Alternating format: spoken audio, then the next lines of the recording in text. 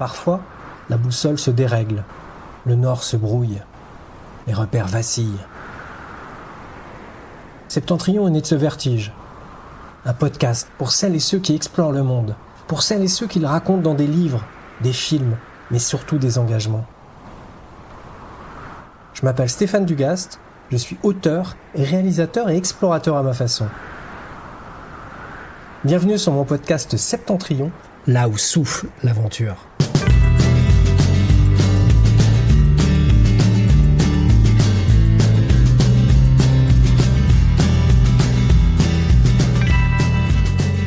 Le premier invité de ce podcast, c'est Damien Castera, un surfeur professionnel devenu reporter de guerre, écrivain et réalisateur. Et Damien, c'est un basque au grand cœur, un homme engagé.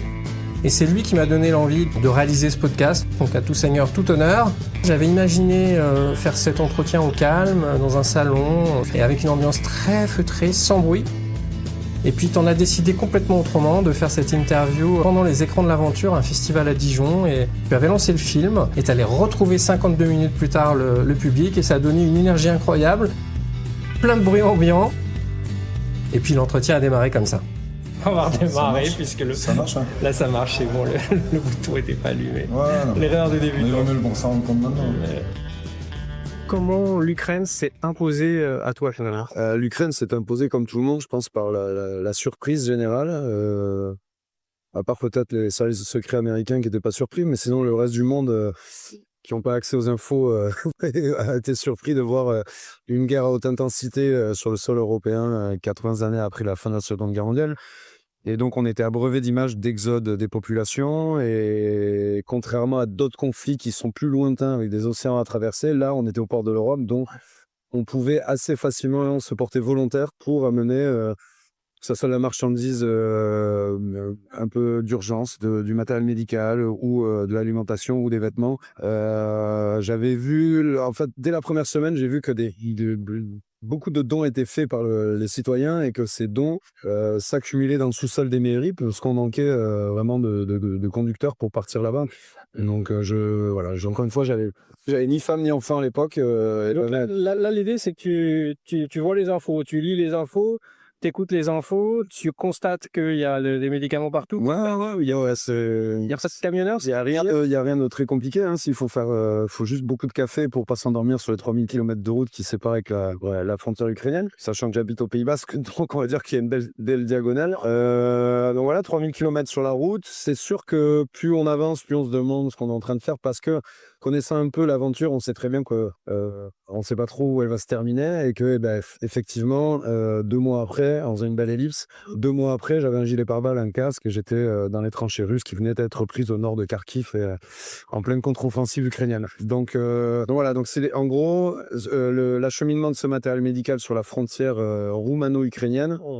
L'idée c'était de la déposer à une association qui s'appelle l'Ordre de Malte. C'est le seul contact que j'avais réussi à avoir. Et après, je pensais travailler à l'accueil des réfugiés ukrainiens ou au déplacement des réfugiés, les amener dans des villes ou en Europe où ils avaient besoin d'aller. Et au final, ne parlant ni le roumain et maîtrisant encore moins bien l'ukrainien, je me suis retrouvé un peu dans l'incapacité de travailler à l'accueil des réfugiés, puisqu'il avait vraiment besoin d'une cellule psychologique davantage qu'un café chaud ou autre chose. Donc, je ne voyant pas de journalistes sur la frontière roumaine, ils étaient très souvent en Pologne, les journalistes. J'ai commencé à documenter ce que je voyais pour un journal national français. Là, l'idée, c'est que toi, tu vis des choses, évidemment, au jour le jour. Tu as ton carnet de notes. Ouais. Donc, tu t'écris tous les soirs, tous les jours, tous les matins. Ouais, alors l'idée, moi, toi, tu me connais un petit peu, mais je viens d'une...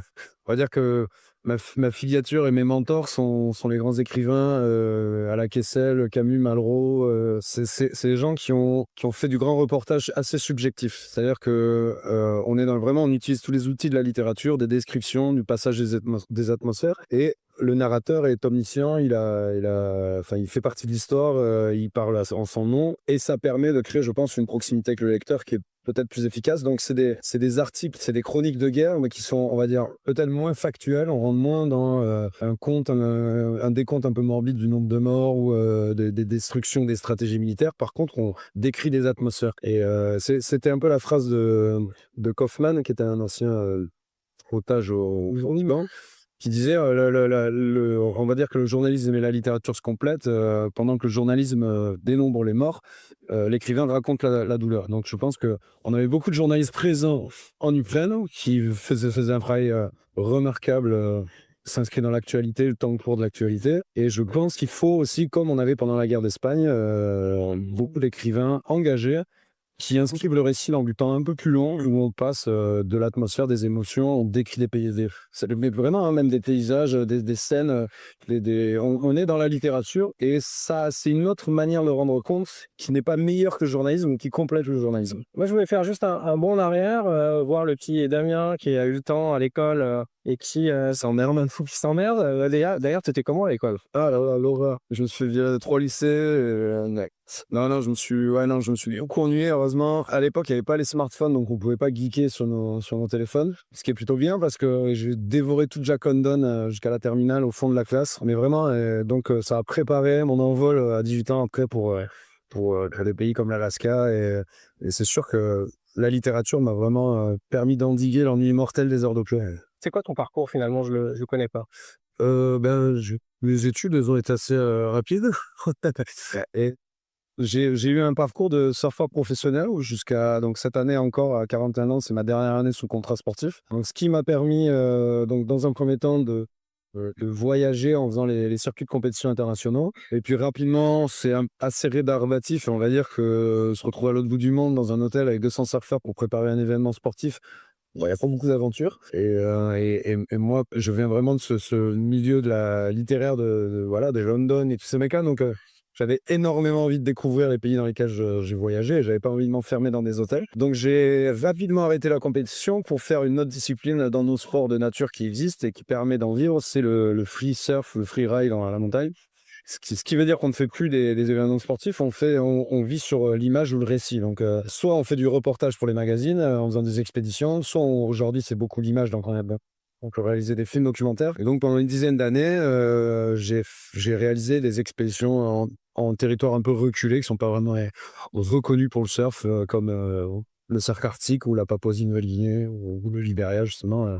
À la fois soit sur on va dire des projets un peu auto-centrés d'expédition de l'homme au milieu de la nature. Et puis petit à petit, j'ai commencé vraiment à essayer de décentrer ça pour m'intéresser à d'autres sujets, notamment avec le Libéria, où j'ai fait tout un film de documentation sur la première génération de surfeurs qui, à la frontière de Sierra Leone, justement utilise le surf pour se soigner des traumatismes de la guerre. Et donc j'avais cette jonction entre les enfants soldats devenus enfants surfeurs, et j'ai fait tout un film là-dessus. Et c'est là, je te coupe, et c'est là où Libéria, où tu arrives finalement à faire la synthèse parfaite entre ce que tu es, ce que tu veux faire, quoi. Le surf, pour moi, ça n'a jamais été... C'est-à-dire que j'ai toujours très mal écrit sur le surf. C'est quelque chose que je vis, qui est viscéral pour moi, mais qui n'est pas... j'ai pas envie de le raconter. Et en fait, ma porte d'entrée, parce que toi, tu connais le milieu de la presse et de la littérature, si t'es pas dans les petits cercles un peu à Paris, que tu es de loin en province, il faut avoir une porte d'entrée pour arriver dans les chaînes télé ou dans le journalisme.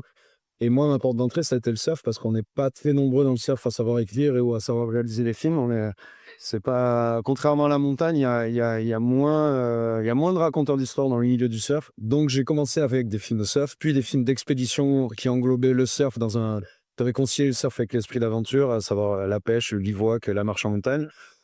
Puis après, comment le surf permet de reconstruire des vies grâce au Libéria, et c'est là où la jonction s'est faite. Et puis après, j'ai carrément sauté dans le grand bain en délaissant le surf pour me documenter autre chose. Et là, on fait la jonction, t'es en Ukraine, là t'entends quelque chose et tu te retrouves, tu fais une grosse ellipse, tu nous as dit 2 mois plus tard, tu te retrouves avec en reporter de guerre, alors ça y est. Ouais, ça se fait par étapes. Évidemment que si j'avais été plongé tout de suite au front, je pense que je me serais parti en courant. Mais là, ça s'est fait en 2 mois quasiment. Donc, on commence à travailler sur la zone la plus sécurisée, qui est l'ouest, la Galicie. Puis on va sur Kiev et toute la région de Boutcha, Borodianka, qui a été ravagée pendant le début de la guerre. Et évidemment, si on veut, hein, c'est pas évidemment, mais évidemment que pour moi, c'était important de travailler sur un sujet et sans en rester trop éloigné. Donc il faut aller voir par soi-même. Et donc je suis arrivé au début, mi-mai 2022, donc au début de la contre-offensive de Kharkiv, où les Ukrainiens ont repoussé les lignes d'artillerie qui étaient en train d'entourer la ville, la deuxième ville du pays quand même. Et donc ça faisait 2 mois que les gens vivaient dans des métros complètement sous terre. Et donc quand on arrivait, les gens commençaient à sortir du métro. Et les Russes, c'était pas très loin, ils étaient à une trentaine de kilomètres. Et donc là, c'est une expérience quotidienne des bombardements. Donc c'est des choses qu'on n'est pas préparé à vivre, évidemment, quand on vient, comme moi, d'un milieu sportif. Du coup, il y a entre la vie de sportif de haut niveau, avec une adrénaline qui est au taquet, avec une pression qui est au taquet, parce qu'il y a tout ça dans la vie sportive de haut niveau. Est-ce que quand toi, tu es projeté reporter de guerre, il y a des similitudes ou au contraire, c'est le grand écart, il faut s'adapter parce que tu n'as pas le choix? Ouais, j'avais pas pensé, mais alors je sais que en fait on cherche une fois qu'on a dit les banalités sur la guerre, c'est pas bien, ouais, bon, on essaie de comprendre comment la guerre. D'ailleurs, c'est les deux sujets de la littérature depuis l'Iliade et l'Odyssée, c'est l'amour et la guerre. Hein. Et la guerre, il y a quand même quelque chose d'assez exceptionnel quand on est témoin et quand on veut essayer de comprendre certains mécanismes, c'est que tout est intense. Il y a plus trop de faux semblants, tout est dur, mais tout est vrai, assez vrai. Et donc, on a les héros et les salauds, on a les gens qui sont prêts à se sacrifier pour quelque chose qui les dépasse. De l'autre côté, on a des gens qui usent de la guerre comme d'un alibi pour justifier toutes les horreurs, violer, piller, envahir, enfin tout ce qu'il faut. Et donc, on se retrouve dans un univers où c'est assez intense. Et donc, dans ces gens-là, moi, j'ai vu des volontaires internationaux qui étaient des démineurs, par exemple, qui je travaillais, qui, pour certains, il va y avoir cette espèce de vie vouée à l'exceptionnel avec une adrénaline qui transpirent de tous les pores et qui, eux, vraiment, c'est des choses qui les emballent plus quasiment que la cause. Il y en a d'autres, ça sera pour la cause pure, c'est-à-dire pour la liberté et l'état de droit, enfin, toutes ces choses-là. Et puis, Il y a des têtes brûlées aussi, il y a des faux jetons, ouais, il y a tout, mais c'est vrai que moi, par exemple, j'ai compris très rapidement que l'adrénaline n'était pas du tout quelque chose qui me motivait. C'est pour ça que d'ailleurs, même dans le surf, j'aime bien les grosses vagues, mais c'est pas avoir la boule au ventre tout le temps, c'est pas quelque chose qui m'en fait kiffer, quoi. Toi, ce qui te fait kiffer, c'est quoi? C'est une espèce de plénitude, d'équilibre, d'harmonie. C'est un peu tarte à la crème ce que je dis, mais Non, alors ce qui me fait kiffer, c'est rien du tout là. C'est que c'est en fait, moi, pour être vraiment honnête, j'avais perdu mon petit frère quelques années avant. J'avais vraiment du mal avec pas mal de niveaux d'enracinement dans l'existence. Et que on a l'impression. je me permets, on a tous une faille, et là, c'est ta faille. C'est une faille, c'est pas une faille, c'est comment si tu veux, comment on l'utilise. Moi, pendant des années, la mort de mon frère, je l'ai vécu avec les dents serrées. Il buvait pas, et il y a un gars qui l'a tué sur la route, voilà, quand il avait 27 ans. L'histoire, il est en Patagonie, c'est ça? Il est parti en Patagonie, vivre, il est parti avec un billet simple, traverser l'Amérique du Sud en stop, à cheval, tout ça. Bon, bref, et puis il s'est fait tuer sur la route. Dans la mort la plus conne qu'on puisse avoir, c'est d'un accident de voiture, quoi. Que un mec l'a percuté dans un mur, voilà. Et pour me livrer, un peu, t'en fais ce que t'en veux, mais moi, ma faille, vous savez pas, c'est la perte de ma maman au moment où je me lance dans la carrière de journaliste et à qui je veux montrer que j'ai réussi à être journaliste. Je me suis aperçu, là, je fasse une thérapie, j'ai passé tout mon temps à courir après, je sais pas quoi, avec la blessure, mais sans le dire, etc. Toi, ouais, alors, je fais vraiment attention au mot que j'emploie, parce qu'en fait, il faudrait surtout pas croire que je suis parti faire une thérapie à la guerre en voyant que j'ai pire me permet de me sentir mieux. C'est pas ça, c'est comment la colère que j'avais, j'ai pas voulu la gommer. De toute façon, je peux pas la gommer, j'ai une cicatrice à vie. Par contre, c'est comment je la transforme en carburant. Et la phrase qui ouvre mon livre, c'est un aphorisme de Pessoa, prix Nobel de Lisbonne, que j'espère que tu viens de connaître, et qui dit « Agir, c'est connaître le repos ». Elle veut tout dire, cette phrase, pour moi. C'est-à-dire que dans l'action et dans un projet, de m'incorporer à un projet commun, de se battre pour une vision de la liberté, une vision voilà, m'a apaisé. J'avais l'impression que quand je faisais les films de surf et que je me disais, mais quelle vacuité, enfin, qu'est-ce que ça...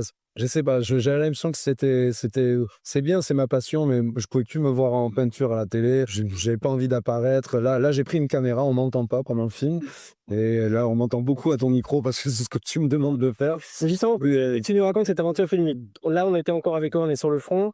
Et il y a les bombardements, il y a les Russes, il y a la guerre, il y a toi qui trouves ta place. La petite libre, c'est que au début, donc je suis parti sans caméra, tout seul, et que le premier mois, en gros, j'écrivais des articles, et je me suis dit qu'il fallait franchement, déjà j'avais laissé mon camion à la frontière roumaine, il était neuf, donc je me suis dit, il faudrait quand même que j'aille voir s'il y est toujours pour le ramener en France, et comme ça j'ai le temps de réfléchir à des bribes de scénario pour savoir ce que je veux réaliser, comment je veux le montrer. J'ai demandé à un collègue assez tête brûlée qui s'appelle Michael Darrigade, qui vient de Bucco, et qui a un surnom.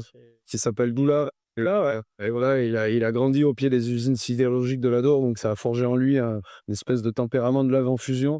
Et donc quand je lui ai proposé de venir, il est venu tout de suite. Et ça, on a créé une équipe formidable parce que on a l'habitude dans le métier de dire que Boula est un bon soldat, donc là c'était le cas. C'est-à-dire que tu lui demandes de filmer un truc, il le filme sans discuter, il y va. Il est très bon pour se faire pote avec les soldats, avec les curés, avec tout le monde. Bon, généralement, ça finit avec des verres de vodka, mais C'est très Kesselguin, tout ça. ouais, bah c'est bon, bah oui, évidemment. Et donc on est reparti ensemble, et c'est là où on a traversé toute l'Ukraine, et donc on était un binôme à travailler là-dessus. Et c'était vraiment formidable parce que c'est un temps tellement intense où tu peux pas avoir le temps de justifier toutes les prises de décision. Il faut que ça aille vite, il faut que ça soit réactif. Tu peux pas t'engueuler. Et c'est le tournage. On sait que des fois dans les tournages, tu peux te prendre la tête. Et là, tu peux pas, t'as pas le temps. Et là, l'idée du tournage, c'est que tu fais des interviews, tu filmes. Non, pas d'interview, non, Tu filmes. Non, l'idée justement, c'est que après avoir vu qu'il y a aujourd'hui beaucoup de reportages télé avec des interviews face caméra où il y a des voix off qui nous expliquent totalement la contextualisation du conflit avec les Russes qui appellent, qui attaquent, tout ça. Bon, je pense que tout le monde a plus ou moins grossièrement une image de la situation en Ukraine. Nous, l'idée, c'était de faire ce que Raymond Depardon appelle cinéma du réel, c'est de ne pas interpréter ce qu'on voit. C'est de filmer, c'est brut, c'est minimaliste, on met très peu de musique pour créer de l'émotion factice, quasiment artificielle. C'est vraiment du plan fixe, de la caméra à l'épaule, et on n'intervient pas en parlant avec les gens, quoi. En fait, on reste avec eux assez de temps pour qu'ils nous oublient, et on les filme, et donc c'est là où on voit que dès qu'ils oublient la caméra, et bien évidemment que dans une situation dramatique, le rire devient une catharsis, qu'on a besoin de se marrer, on dit des conneries, que ça fume des pétards, que ça boit de l'alcool, et que la vie reprend en fait partout. Et c'est comme ce qu'on dit, le slogan de dire vous n'aurez pas ma peur, c'est-à-dire on doit vivre normalement, parce que vivre normalement en temps de guerre, c'est devenu un acte de résistance. Donc on mange au resto, on fait la fête, on dit des conneries, et puis en plus ça permet d'envoyer chier la mort, quoi. Ça permet de dédramatiser donc tous ces morceaux-là, on a essayé de les filmer. C'est pas évident comme tournage parce qu'on n'a pas eu de préparation pour savoir chez qui on allait, donc on doit trouver nos contacts du jour de la veille pour le lendemain. C'est du jour le jour. C'est-à-dire, Ouais, et puis plus tu avec quelqu'un, tu fais. bah, et puis plus tu l'as vers le front, moins c'est plus difficile pour des gens à filmer qui sont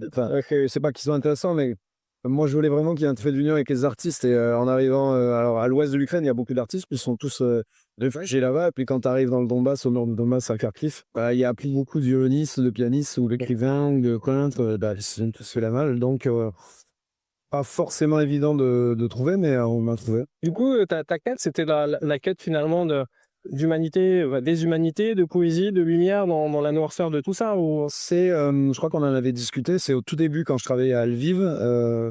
La fixeuse qui s'appelle Eva, avec qui je travaillais, qui est ukrainienne. Rappelle-nous, la fixeuse, c'est celle que tu... C'est les fixeurs, c'est les guides pour les journalistes en temps de guerre. C'est-à-dire qu'ils te servent de traducteurs, ils t'aident dans toutes les démarches administratives. C'est les locaux, Ils te font passer les checkpoints, et après, quand tu arrives vraiment en zone où ça ferraille dur, il vaut mieux avoir un fixeur qui connaît extrêmement bien la zone parce que on est en terrain miné, on sait que faut savoir où sont les lignes de défense, il faut vraiment, là, tu mets ta vie entre les mains du fixeur. Donc, autant à l'ouest de l'Ukraine, tu peux prendre un fixeur qui est, on va dire, un poète, un militant politique.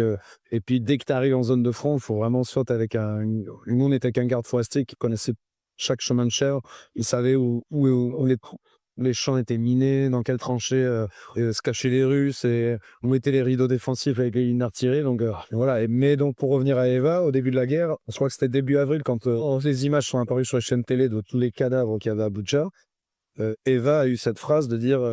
où elle dit les journalistes font un travail remarquable, mais à force de parler des morts, on oublie les vivants. Et une phrase d'une simplicité absolue et tellement vraie. Et on s'est dit, c'est vrai que je pense que pour attirer l'attention de l'opinion publique, il faut montrer les gens qui pleurent, les destructions et les morts. Mais le problème, c'est que tout le monde imagine l'Ukraine déjà fait à 100, ce qui est le cas, mais il y a vraiment la zone de front à portée d'artillerie et le reste de l'Ukraine, c'est pas pareil. Et après, il y a la vie qui reprend. C'est ça qui est aussi intéressant. Et nous, ce qu'on s'est dit, mais c'est de filmer la vie, de filmer que même dans les moments les plus compliqués, en fait, les restaurants fonctionnent et les gens vivent et tout repart, en fait. Et on s'est dit, mais on va aller filmer les amoureux sur les bancs publics, on va aller filmer les gens qui dansent, on va aller... Parce que moi, je me souviens quand j'étais gamin, je me souviens de ces images des fêtes underground à Sarajevo. Et je me souviens qu'ils organisaient des concerts, qu'il y avait des boîtes de nuit dans les sous-sols de Sarajevo avec ce besoin absolu de faire la fête et de célébrer la vie, alors que la mort est partout autour de Sarajevo. Ça, c'est des sujets qui me touchent. Et pour ceux qui n'ont pas vu le film et qui vont le voir ou qui voudraient le voir, d'ailleurs, c'est un film que je recommande qui est sur YouTube, sur la chaîne parlementaire.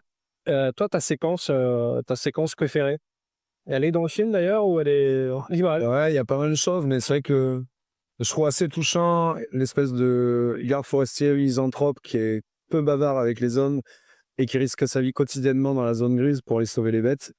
Je trouve que c'est assez touchant parce que ça paraît tellement anecdotique d'aller sauver des chiens dans les villages bombardés tous les jours. Et en même temps, c'est ce qui réconcilie avec l'espèce. On se dit, il y a des gens qui sont prêts à mourir pour aller sauver des chiens qui sont enfermés dans les jardins parce que les villageois sont partis et devant l'avancée russe et ils ont abandonné leurs animaux. Et on se dit, il y a des fous pour aller rouler à 150 entre les carcasses de tanks qui fument pour arriver dans des villages avec des camions remplis de cages pour prendre les chiens, les ramener à leurs maîtres qui sont partis en ville. Et bah, je trouve que c'est symbolique et en même temps, en plus, ça nous rappelle le fait que pendant que les hommes se font la guerre, les bêtes aussi sont complètement ravagées, quoi. Les forêts brûlent, les barrages ont explosé, on a des inondations, on a des produits chimiques, on a des métaux lourds dans les terres.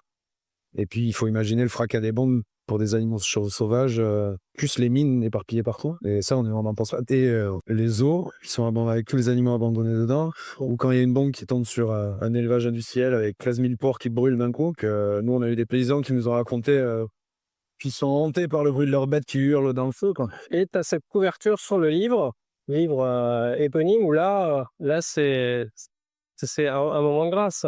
Une violoncelliste dans un bâtiment en ruine, c'est une photo à la fois sombre et lumineuse. Enfin, c'est du lumineux dans du sombre où tout est dit. Ouais, c'est vrai que la photo, elle est de dos, dans un bâtiment calciné, un appartement calciné.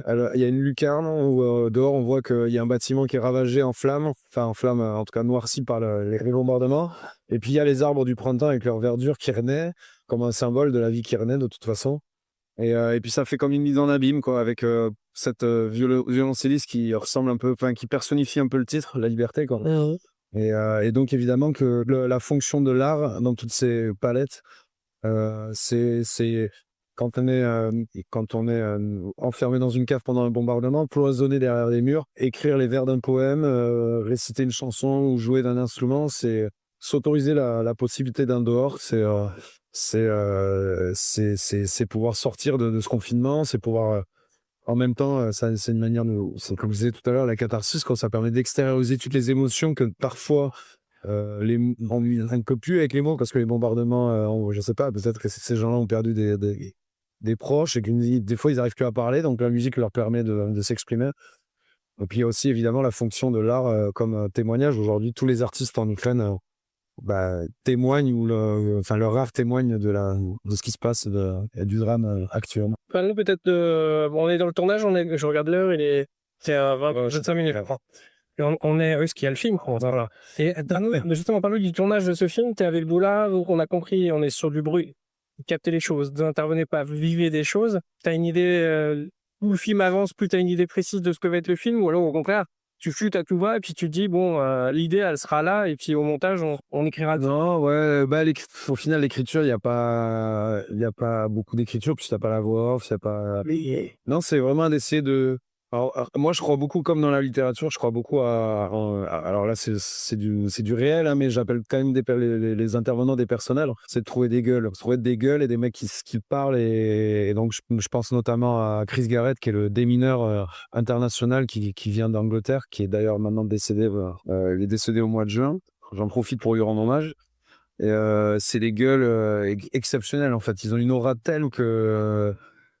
Il n'y a pas besoin d'écriture de plus, en fait. C'est que tu suis ces gens-là, tu les filmes, tu regardes leur interaction, leur manière de parler. C'est quoi? C'est une posture, c'est des paroles, c'est des yeux, c'est une présence. Des fois, ça s'explique pas. Hein. Moi, j'aime énormément repérer des gueules.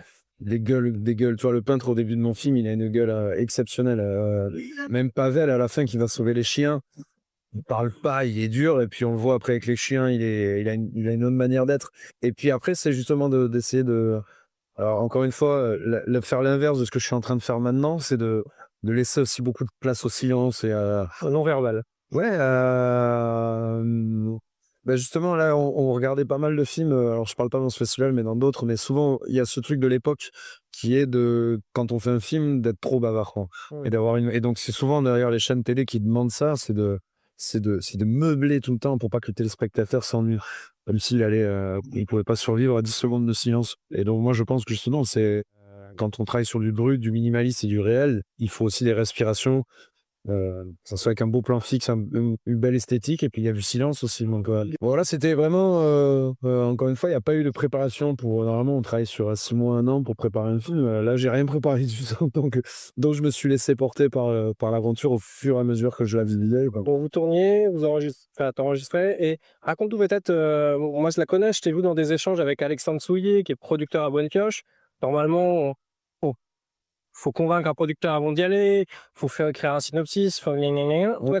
Toi, c'est devenu un ami, tu lui as dit j'y vais, il t'a fait confiance. C'est passé comment l'histoire avec toi? Ah, bah, même, j'ai demandé.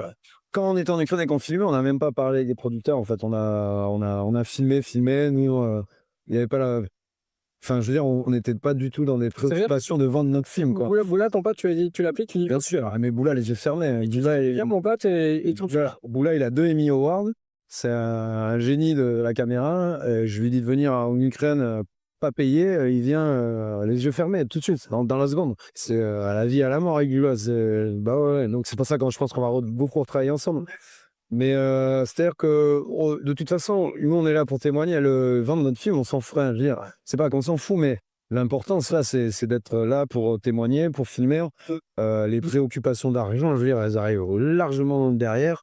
Et on sait très bien que le film, même si on ne traite pas d'argent, on se démerdera à le monter nous-mêmes et à faire quelque chose. Après, heureusement, en rentrant assez rapidement, Alex Souillet de Bonne Pioche nous a contactés en disant, lui, il était vraiment soucieux de la cause ukrainienne, il nous en parlait souvent et il nous a dit, bah, nous, moi ça me range de produire ce film. Et donc, il nous a vraiment aidé. Il a été démarché des chaînes. On a réussi à faire un espèce de juste milieu entre la liberté que je voudrais garder quand même en termes de réalisation. Savoir qu'il y a beaucoup de chaînes de télé qui auraient imposé une voix off, auraient imposé pas mal de choses. Et non, quand tu vis 2 mois sous les bombes, t'as pas envie de faire des concessions. Pas forcément, tu vois, pour des questions d'argent et tout. Donc, on a fait vraiment un truc pas mal, c'est qu'il nous a trouvé un diffuseur qui est la chaîne parlementaire, qui a respecté nos choix de réalisation, qui nous a dit, bah écoutez, ça marche très bien sans voix off, c'est discret, c'est très bien fait. Et elle nous a validé le film à la première version, ce qui est assez rare. Ouais, ce qui est vraiment rare. Alex, il nous a dit, putain, ça pouvait se passer toujours comme ça. Premier visionnage, tout a été validé. Oui, du coup, le montage, c'est de retour au Pays Basque avec Boula. Non, le montage, on l'a fait avec Thibaut Perroy, qui est un très bon monteur, justement, qui travaille avec Bonne Pioche, avec Alex. Et donc, sur Paris, on l'a fait, 4 semaines de montage.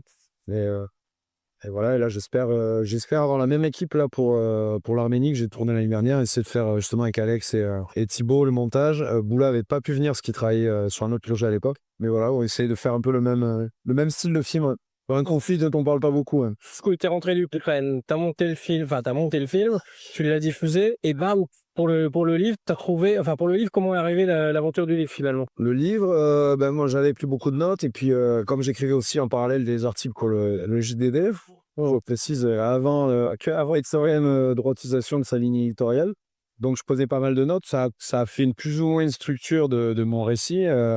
Et après évidemment j'ai pris pas mal de temps pour tout réécrire et puis donner un peu d'épaisseur au récit et voilà, et je l'ai présenté, je l'ai envoyé d'ailleurs c'est ma compagne Marie Amélie, je remercie beaucoup, qui a envoyé mon manuscrit à Ludovic Escande qui est éditeur chez Gallimard, pour lecture et pour conseil, et je m'attendais vraiment pas à ce qu'il y ait une réponse positive là-dessus, et au final Ludovic a adoré le livre, l'a publié, et on est très content. Donc à la Blanche de Gallimard. La Blanche de Gallimard, tu fais d'empêt de jeu, là, c'est vraiment surf, t'es champion du monde d'empêt de jeu, quoi. Ouais, c'est le champion du monde à du chemin, mais en tout cas, c'est sûr que c'est quand on est un disciple spirituel de Kessel et de Camus, de Malraux, de tous ces écrivains aventuriers, c'est sûr que d'être à la Blanche, ça fait plaisir.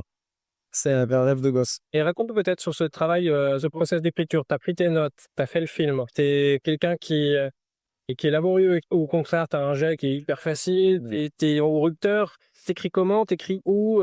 C'est pas t'écris. Je commence à trouver mon cadre là, que j'avais pas sur l'Ukraine. En fait, sur l'Ukraine, j'écrivais vraiment tant qu'un paragraphe n'était pas parfait, j'avançais pas au suivant. Ouais. Et en fait, maintenant, je me rends compte que j'ai identifié ce que j'aime pas dans l'écriture d'un livre, c'est le premier jet.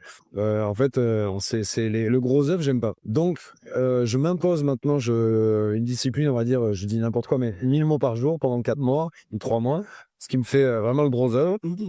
Et après, si je passe au boulot que j'adore sur, je vais dire n'importe quoi, mais sur 8 mois, donc ça va être plus long, mais là, j'ai plus de boulot ventre du tout.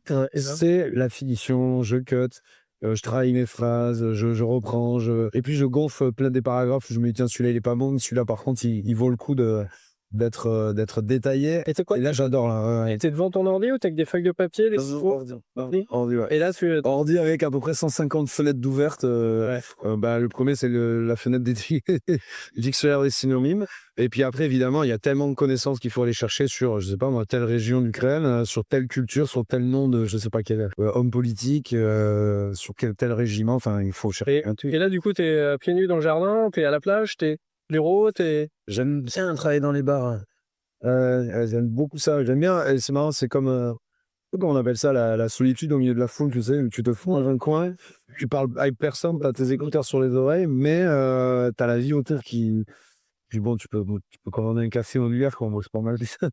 Non, et là, maintenant, non, je dis ça, je faisais ça pour l'Ukraine, et maintenant que j'ai déménagé en famille dans un petit village dans les deux montagnes, à Ilsaï. je fais chocolat. L'aubergerie à la maison, là, bon, donc, là, ils auraient vendu ça, en fleurs, une charentaise, cheminée, Quand il n'y a pas l'école, ou l'enfant déposé, des roses gorges, vin, qui donne de l'inspiration. du coup, là, t'es dans les montagnes. Là, ouais, on est dans un petit village qui s'appelle Itsasu, au Pays Basque. D'accord, donc vue sur les montagnes et tu as l'océan en arrière-plan. Non, l'océan est à 45 minutes de route, de là où je suis originaire, en fait. Et non, mais c'est sûr que là, c'est un cadre pour l'écriture, c'est fantastique. Et comme Marie, ma compagne, elle est beaucoup dans l'écriture aussi, que ce soit ses préparations de dossiers pour ses films ou même elle écrit un livre. Ouais, parce qu'on rappelle Marie, co-réalisatrice, on peut dire même réalisatrice de La Panthère des Neiges. C'est moi qui l'ai dit. Une femme sensible, femme d'image, femme qui capte là. Alors, femme d'image derrière la caméra, parce qu'elle a horreur d'être devant. Ouais, mais qui capte la nature, ses beautés, ses fragilités. Ouais, c'est quelqu'un qui a une sensibilité très, très, très poussée, qui arrive à saisir des choses. Elle a un œil qui voit tout, donc elle est tellement discrète avec sa petite voix que elle arrive à capter toutes les subtilités. Donc, je pense qu'en tant que réalisatrice, évidemment, elle arrive à choper des choses que personne chope. Elle veut être trouvée entre deux capteurs à haute sensibilité. Ben, c'est ça, normal, là, à haute sensibilité. Je vais t'embrasser la main, j'ai rien à faire. Non, mais ouais, non, c'est super. En plus, c'est super stimulant parce que c'est fantastique d'être avec quelqu'un qui t'inspire et c'est vrai que il y a peu de gens à qui je vais donner mes textes à lire pour conseil parce que voilà, déjà c'est très personnel et en plus il faut avoir le regard, la sensibilité et puis peut-être aussi le bagage littéraire pour conseiller. Et donc, c'est des fois quand on fait lire à trop de monde, on se retrouve avec plein de remarques contradictoires et donc ça nous noie encore plus. Mais c'est sûr que Marie, je pense que maintenant elle est ma première lectrice et que je sais elle est vraiment capable de sentir les choses, de conseiller. Et donc c'est super de pouvoir échanger là-dessus. Et justement, voilà, tu as ce petit nid d'amour, ce havre de paix dans ce milieu qui est hyper compétitif. On en a parlé plein de fois avec des égos himalayas ou une compétition féroce. Non, une compétition qui peut être féroce, de certaines jalousies. Ce fait que tu sois à la blanche, que tu aies le film, que tu aies un certain succès d'entrée de jeu, t'as géré ça comment? T'as évité le syndrome de recette? Non, mais moi, je suis content. Enfin, je veux dire, je te dis, après la mort de mon frère, j'ai eu 10 années compliquées. Donc, ma famille, c'était un peu bancal. J'ai eu pas mal de choses compliquées. Bref, donc c'est vrai que d'un coup, j'ai ma vie de famille qui se crée, mon enfant qui naît, les projets qui prennent du sens et je suis content de plus voir ma gueule sur les films, de peut-être passer de l'autre côté de la caméra. Non, moi, je prends bien les choses. Et puis après, qu'est-ce que tu veux prendre la grosse tête quand tu travailles sur des films sur l'Ukraine? Je veux dire, t'es pas dans ce genre de considération, enfin j'imagine. Je suis toujours en contact avec les gens qui sont là-bas, tu vois, donc ça te fait relativiser un peu sur toi, le début de petit succès que tu as. Enfin, non, il y a la réalisation de ces rêves qui est vraiment importante et je suis très content d'être à la Blanche. Après, le chemin, il est... J'ai pas vendu des millions d'exemplaires, hein, donc le chemin est long, mais c'est plus non, mais je suis content de voir mes parents heureux, je suis content de voir ma femme qui est heureuse. Voilà, je prends le bonheur en ce moment, c'est cool. Avec le petit pitchou. Malgré la fatigue de la première année, le tunnel qu'on s'est mis, Ça peut déjà être famille. De fatigue du papa et de la maman. du papa et de la maman, Je me rappelle. Et quand c'est lointain, on en rigole. Mais voilà, la première année, c'était oui, on est comment? On tente? T'as 5 minutes, c'est ça? on a Encore. en 5 minutes. Ouais, on va aborder. On va aborder le présent puis le futur. Là. T'as parlé, tu l'as dit tout à l'heure, l'Arménite. Entre-temps, t'as fait l'Ukraine, après...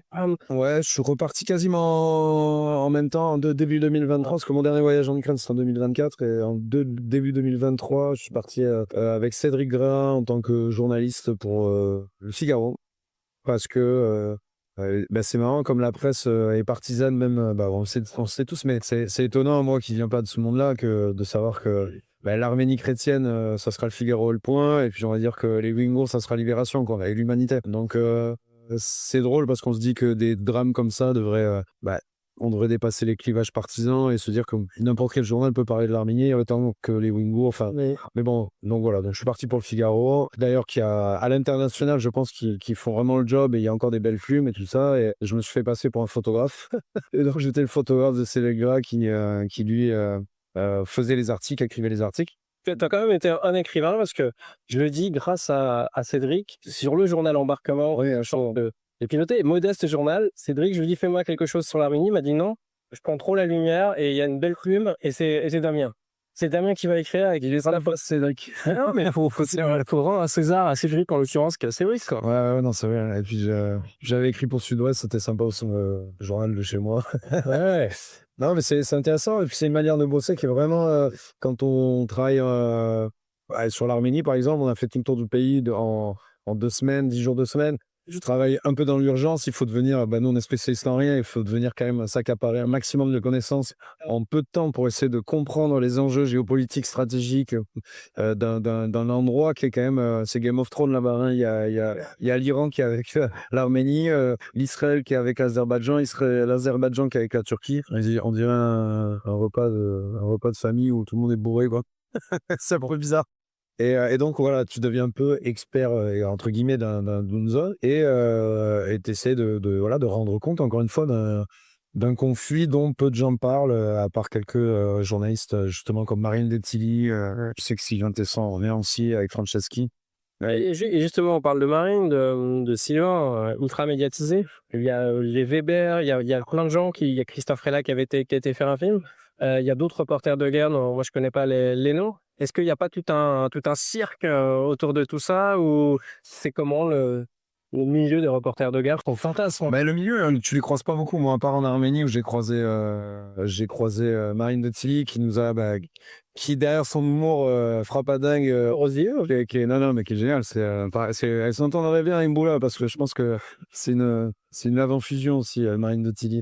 Mais très, très, très bien parce que elle a vu que dans le Fixeur, par exemple, elle n'était pas au niveau et qu'elle nous a gentiment proposé les services du sien. Elle nous a emmenés sur des plans qu'elle avait dans les tranchées alors que nous, on les avait pas, ces plans-là. Donc, elle a partagé ce qu'elle avait avec nous. Et c'est vraiment, vraiment très sympa de sa part. Et l'autre grand journaliste que j'ai, pour moi, exceptionnel, que j'ai rencontré à sauter en Ukraine et qui nous avait donné pas mal de tuyaux, il s'appelle Arman Soldin. Mon film lui est dédié parce qu'il est mort à côté de Bakhmout l'année dernière. Ouais, d'ailleurs, tu as écrit un très beau post sur les réseaux, je me souviens, qui a permis aux profanes comme moi de braquer le regard sur... Ouais, alors lui, c'est vraiment... moi, il m'a marqué, on s'est connus peu de temps, mais c'est des gens qui sont tellement lumineux qui te marquent à vie. Et c'est vrai que... Il sait que son chat sur les... Et juste en quelques mots, c'est un vrai reporter, il se la raconte pas. Et il était pour qui? C'est l'unanimité à 100% de tous les gens qu'il a rencontrés. Il y a des gens comme ça, tu les rencontres et ils captent tout, quoi. Et c'est un sourire permanent sur le visage, très très lumineux. La connerie, toi, bien pendu au bout des lèvres. Mais nous, on s'est rencontrés grâce à une copine en commun et on s'est retrouvé dans un bar de Kiev. On a commencé à descendre des bières et putain, mais c'est vraiment le genre de personnage qui vit dans l'urgence et on a enchaîné les sujets de discussion, mais sans ordre, sans logique. Ça partait de poésie aux femmes de nos vies, à ci, à ça. Lui, c'est un enfant rescapé de Sarajevo. C'est un des premiers. Il est né à Sarajevo. Il est bosniaque et ils sont partis dans l'avion, le premier avion de réfugiés en 92. Tu vois. Ah ouais. C'est un enfant de la guerre et il travaillait à Londres pour Canal+, pour les matchs de foot. Il était sur le bord du terrain. Il interviewait les joueurs. Il n'avait pas besoin du tout d'aller en Ukraine et il est parti pour l'ASP. Et on sait que l'ASP, il paye pas super bien. Et il était sur tous les fronts et voilà, il a fini par perdre la vie. En faisant un travail remarquable, je pense que énormément d'images qu'on a vues au JT sont des images qu'il a filmées. Il était sur tous les premiers fronts avant tout le monde et il a fait un boulot fantastique. Et ouais, non, lui, moi, ça m'a marqué. C'est marrant parce que je l'ai pas vu beaucoup et ça m'a pris au trip. On a entretenu une longue conversation pendant les mois qu'on suivait jusqu'à sa mort. Et un de mes derniers messages était justement, il me disait qu'il voulait arrêter l'ASP, il me proposait de bosser avec lui, qu'on bosse ensemble. Il avait vu que j'allais en Arménie et je lui dis mais avec grand plaisir. Je lui dis putain mais par contre arrête des Bartot Barkmout, essaye de pas prendre une roquette dans la gueule, je sais plus, un truc comme ça. Hein. Et voilà, quelques semaines après ou quelques jours après il est décédé. Et ça m'a vraiment mis un coup. Voilà. Bon, revenons peut-être en tout cas, tu rends un bel hommage et c'est important. Revenons peut-être à l'Arménie, ce que tu vas en faire, le temps près, si tu as un public en France qui t'attend. C'est pour ça que depuis le début, je parle hyper vite parce que je me dis que j'ai la fin du film qui va arriver et que j'ai un démi un peu. Non, on laisse pas, mais c'est aussi cette heure. Je sais pas qui fera ça, la chaleur, vous avez vu, vivre dans l'urgence, voilà, les fans. C'est ça qui fera la chaleur de cet entretien. Et donc, un temps latin. Vraiment latinus. Est-ce que, la suite, l'Arménie, donc il y a les images, le film, un livre, c'est le même modèle que l'Ukraine, Pour l'instant, voilà, j'ai eu une expérience en Arménie qui était assez intéressante sur un groupe de soldats que j'ai rencontré et bref, je ne veux pas trop dévoiler, mais je suis en train d'écrire là-dessus. Encore une fois, j'essaie de sortir du journalisme, c'est d'essayer de traiter un sujet vraiment avec les outils de la littérature et le personnage que j'ai trouvé que j'appelle le Hemingway du Caucase, qui est vraiment la même tranche sosie absolue de Hemingway. Je vais la montrer ce midi. C'est énorme. Et d'ailleurs, son surnom c'est Papy. Dans les tranches arméniennes, tout le monde l'appelle Papy. Et Hemingway, quand on regarde Espagne, on l'appelait Papa. Donc il y a des similitudes. La même barbe cendrée, la même bouille. Et donc ce gars-là, il voulait être écrivain et il connaît Byron, Lord Byron, il connaît Stendhal et la guerre l'a un peu ravagé, et donc il a jamais pu écrire parce qu'il a du mal maintenant à se concentrer parce qu'il a eu trop d'horreur. Et donc bref, il y a un sujet là-dessus sur une tranchée qui est figée dans une guerre figée, un peu figée face au Karabakh, désert des Tartares. Voilà, et donc évidemment on pense au rivage des Sirtes, au désert des Tartares, et donc il y a toute cette imprégnation de ces références littéraires. Et donc voilà, je pense que c'est un sujet qui c'est peut-être un récit que je vais publier chez Gallimard. Ouais. Poser une dernière question. Et la mort dans tout ça? C'est une question? Ouais. La mort, la mort, elle est là.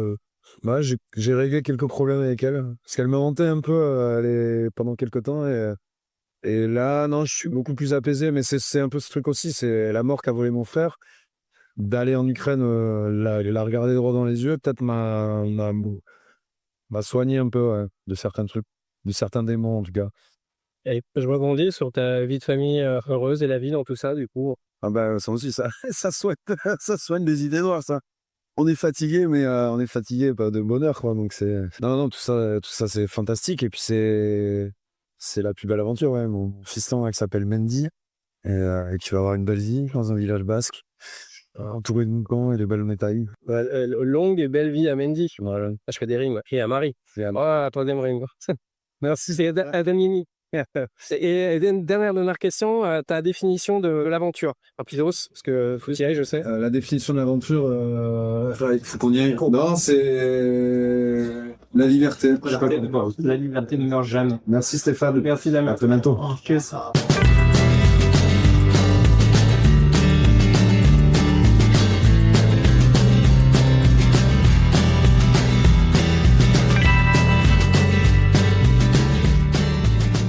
Merci à tous d'écouter le podcast Septentrion, là où souffle l'aventure.